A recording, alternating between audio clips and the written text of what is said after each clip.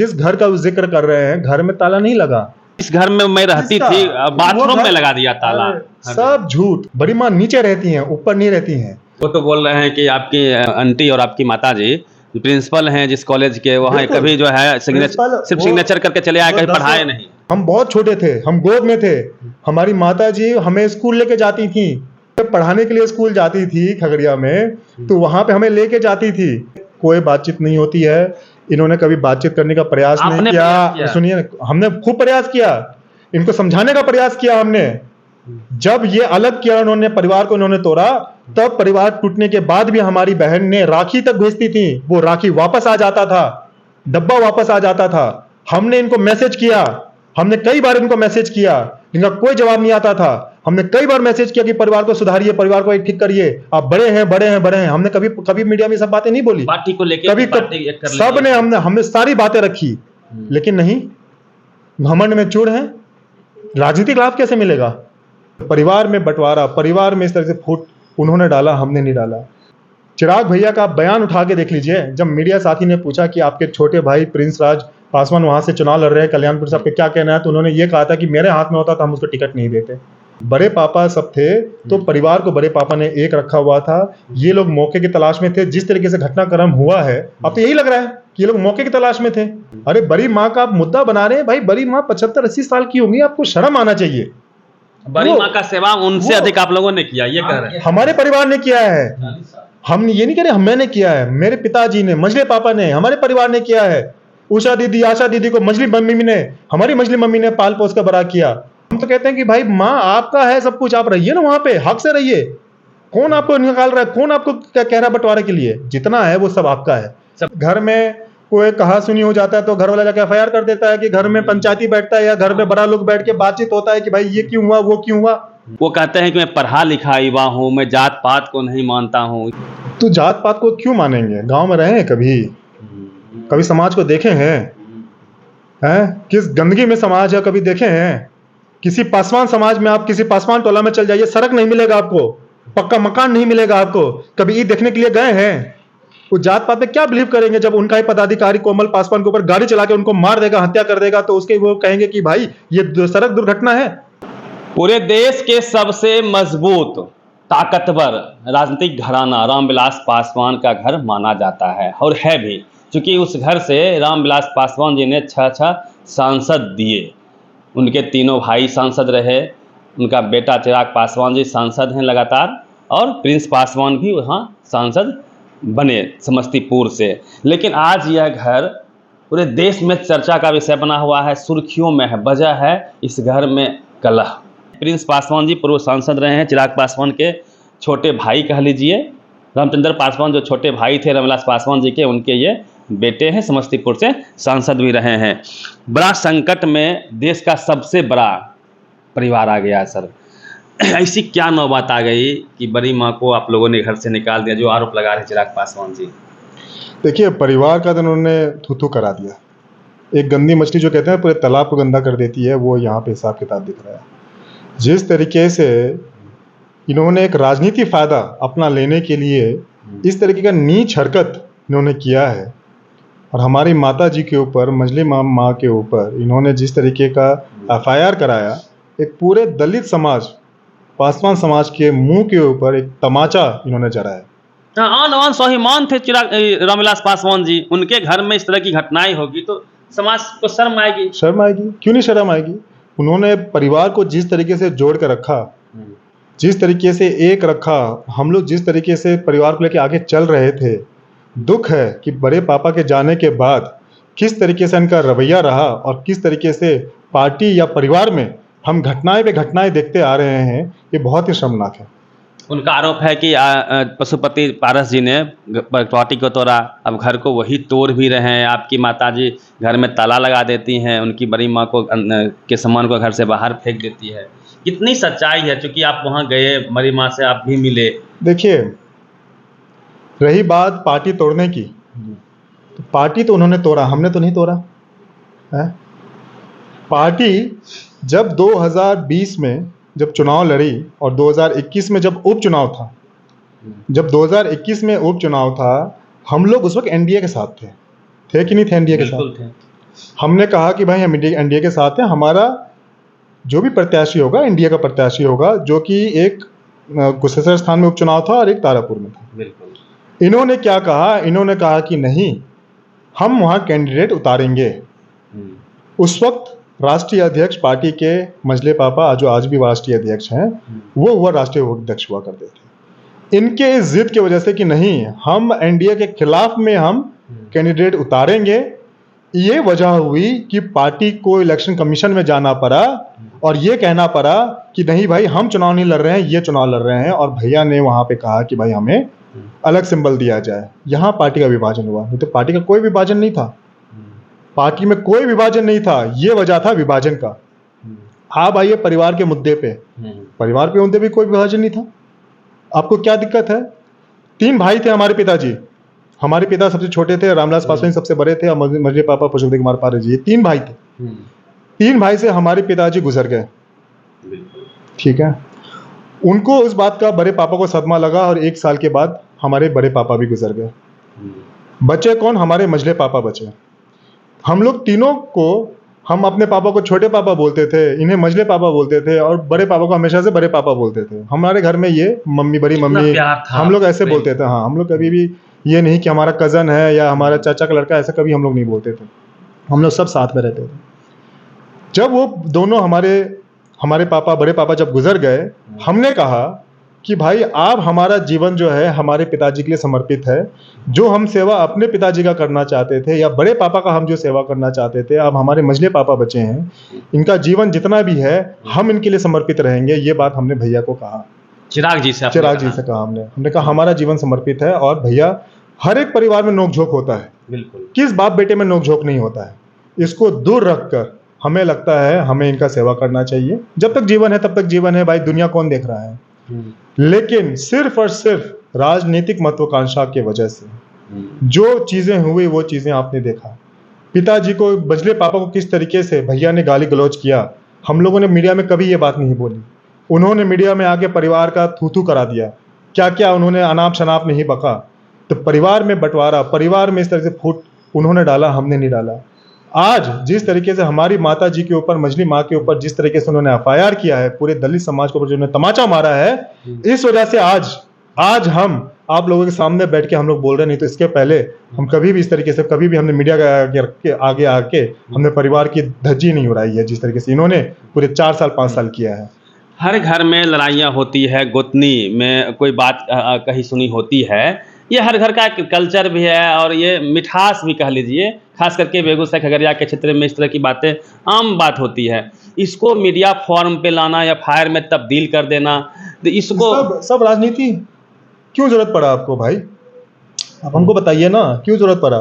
भाई बहन में झगड़ा नहीं होता है, तुमको ये मिल गया, हमको ये नहीं मिला, हमको पेंसिल दो तो हमको कलम दो, हमको टिफिन बॉक्स दो, हमको ई बैग चाहिए, हमको ई खिलौना चाहिए, हमको वो खिलौना चाहिए। सब में होता है। तो सब लोग क्या एफआईआर करने चल जाता है? झगड़ा सब में होता है, झगड़े से प्यार बढ़ता है, लेकिन झगड़े को इस तरीके से नहीं बढ़ाया जाए कि उसका लाभ लिया जाए। और किस तरीके से लाभ लिया जाए, परिवार को बदनाम करके, ये भैया से ज्यादा अच्छा कोई नहीं जानता। ये बात हम समझ गए। इस रूप में लाभ क्या चुनाव है 25 में, इसको लेके? बिल्कुल, आप घटनाक्रम आप समझिए। आप सारी घटनाओं को आप देखिए। जब जब चिराग भैया ने गाली दी है या ये कहा है कि भाई हमें गाली दिया गया, कब कब उनको किन किन लोगों ने गाली दिया है और उस वक्त क्या क्या चीजें होती थी, आप ये घटनाक्रम आप समझिए। 2020 में जब बड़े पापा गुजर गए, बड़े पापा के गुजरने के बाद जिस तरीके से उन्होंने मीडिया वीडियो बनाते थे, आपने देखा, पूरे समाज ने देखा, पूरे देश ने देखा। हम लोगों ने शरारत कर्म भी नहीं किया था, नखबाल भी नहीं हुआ था, और वो किस तरीके से हंस रहे थे, वीडियो बना रहे थे, सिर्फ और सिर्फ इसलिए, क्यों? ताकि उनको राजनीति लाभ मिल जाए उनके मरने का। तो अपने पिता की मौत का कोई इस तरीके से लाभ उठाए, इससे शर्मनाक तो कुछ नहीं हो सकता है। ये तो फिर भी हमारी माँ है, वो तो उनके पिता थे। दूसरा घटनाक्रम, जब नीतीश कुमार जी मुख्यमंत्री थे, 2020 का चुनाव था, तो यही नीतीश कुमार जी के पीछे ये लग गए और इन्होंने कहा कि हमारे पिताजी का नीतीश कुमार जी ने अपमान किया है। सबसे इंटरव्यू आपने देखा है, हम उनसे बदला लेंगे, दलित समाज उनसे बदला लेगा। और जिस तरीके से घटना, ये नल जल योजना, 7 निश्चय योजना में भ्रष्टाचार हो रहा है, इसकी जांच करवाएंगे, नीतीश कुमार जी को जेल भेजेंगे। बिल्कुल। पूरा हम लोगों ने सभा किया, चुनाव प्रचार में हम लोगों ने ये सारी बातें कही 2020 के चुनाव में। अब वो मुद्दा कहाँ चले गया? क्यों? 2020 में चुनावी लाभ मिल गया जो उनको लाभ लेना था। नीतीश जी को गाली दे दे के कि भाई हमारे पिताजी का अपमान किया है, आज साथ हैं, गले लग रहे हैं, उन्हीं व्यक्ति का वो पांव छू रहे हैं, किस हद तक गिर के वो पांव छू रहे हैं कि अपने पिताजी का अपमान भूल गए और बिहार की जनता का अपमान भूल गए जो वो भ्रष्टाचार बोलते थे। उसके बाद आप आइए 2024 का घटनाक्रम। 2024 में यही लोकसभा का चुनाव था। उस वक्त उन्होंने किनके ऊपर इल्जाम लगाया? तेजस्वी यादव जी के ऊपर इल्जाम लगाया कि तेजस्वी यादव जी ने मुझे गाली दिया है, मेरी माँ को गाली दिया है। उन्होंने समझाया तेजस्वी यादव जी ने कि ऐसा नहीं है, तब भी उन्होंने उनके ऊपर इल्जाम लगाया, झूठा आरोप तेजस्वी यादव पे लगाया कि तेजस्वी यादव ने गाली दिया है ऐसे करके। आप वही घटनाक्रम आप देख लीजिए, 2025 में फिर चुनाव है।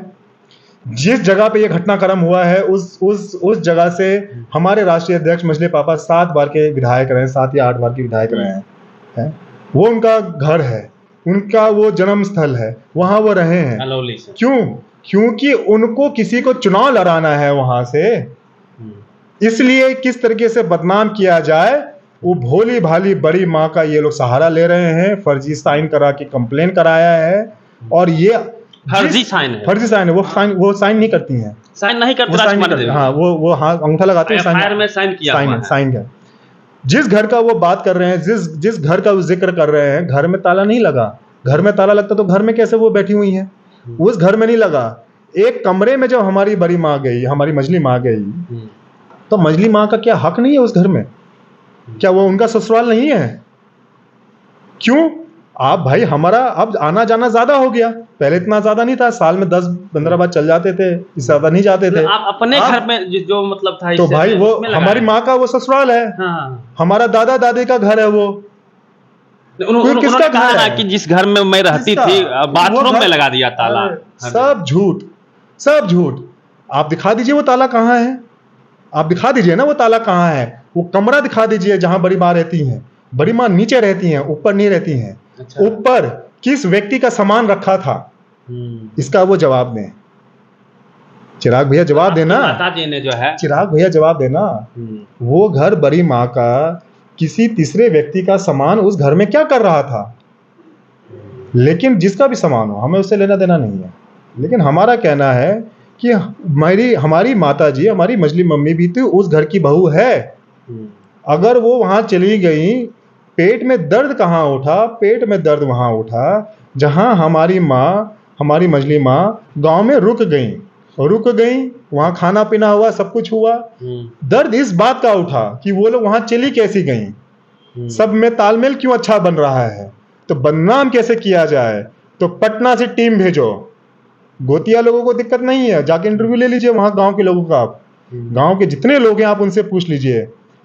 पड़ोसियों को पता नहीं है, गोतिया लोगों को पता नहीं है क्या हुआ नहीं हुआ है। लेकिन बिहार पटना के भैया के पार्टी के लोगों को, प्रदेश अध्यक्ष, जिला अध्यक्ष, सांसद प्रतिनिधि और पटना से गाड़ी भर के मीडिया को लेकर चले गए। उनको पता चल गया कि माता जी का तबीयत खराब है, लेकिन पड़ोसियों को नहीं पता चला। और जब माता जी का तबीयत खराब वाकई में ही था, वो आप जो नौटंकी उनसे करवाए, तो एक डॉक्टर लेके चले जाते पटना से। आपके प्रदेश अध्यक्ष गए तो उनको वो लेके आ जाते पटना इलाज कराने के लिए। आप हेलीकॉप्टर से गए, हेलीकॉप्टर में बैठा के आधे घंटे में पटना पहुंचा देते, इलाज कराते, पारस अस्पताल में इलाज कराते, अच्छी जगह इलाज कराते। आप उनको क्यों नहीं रखे अपने साथ? आप आज बड़ी माँ आप जो राजनीति लाभ लेने के लिए उनके पास आज जाते हैं, हमको बता दीजिए ये बड़ी माँ को कोई भी आर्थिक लाभ क्यों नहीं मिलता है बड़े पापा के जाने के बाद? आप हमको इसका जवाब दीजिए। सिर्फ राजनीतिक लाभ लेने के लिए बड़ी माँ है।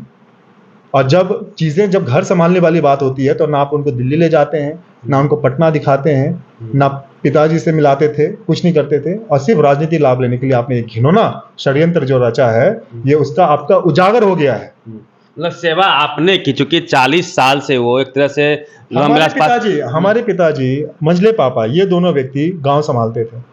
आप गांव के लोगों से पूछिए ना, हम क्या ही बोले, हम बोलेंगे लगेगा कि भाई हम बोल रहे हैं। तकलीफ आप लोगों ने नहीं दिया, आप पूछिए ना, उनको तकलीफ नहीं पहुंचे इसका इंतजाम हम लोग करते थे। पापा लोग करते थे कि भाई वो अच्छे से रहे, कोई दिक्कत नहीं हो उन्हें, पैसा कौड़ी से, कपड़ा लत्ता से, बर्तन से, सब कुछ से करते थे।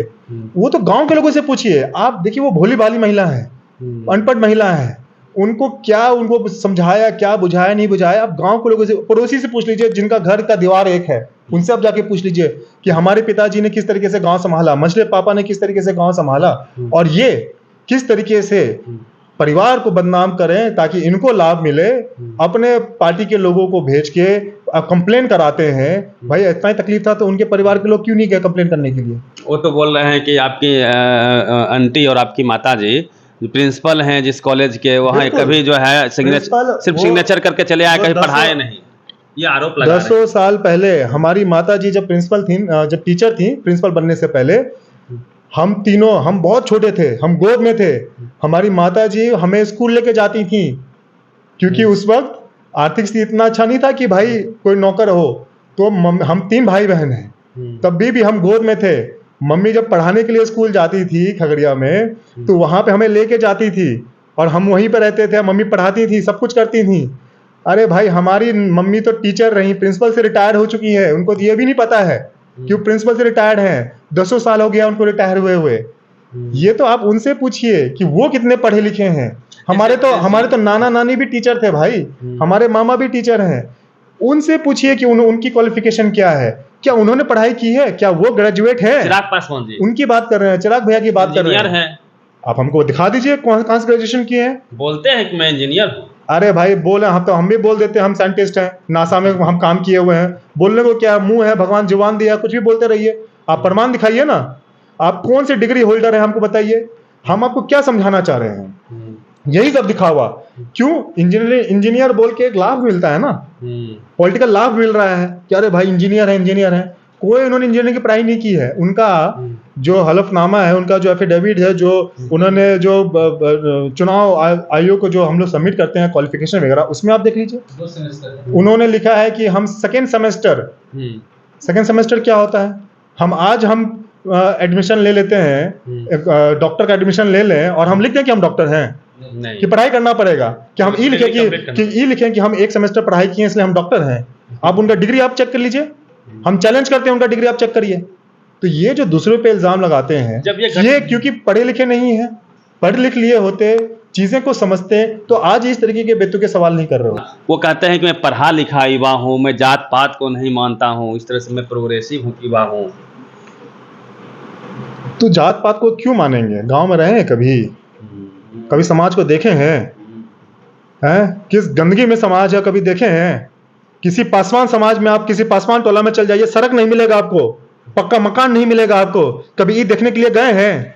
वो जात पात पे क्या बिलीव करेंगे जब उनका ही पदाधिकारी कोमल पासवान के ऊपर गाड़ी चला के उनको मार देगा, हत्या कर देगा, तो उसके वो कहेंगे कि भाई ये सड़क दुर्घटना है। वो क्या जात पात समझेंगे? गांव में नहीं रहे वो, कब वो गांव में रहे हैं? आज भी जो गए हैं तो हेलीकॉप्टर में गए हैं, 40 मिनट रुके, हेलीकॉप्टर से उड़ के वापस आ गए, उसी हेलीकॉप्टर में बड़ी माँ को लेकर आ जाते।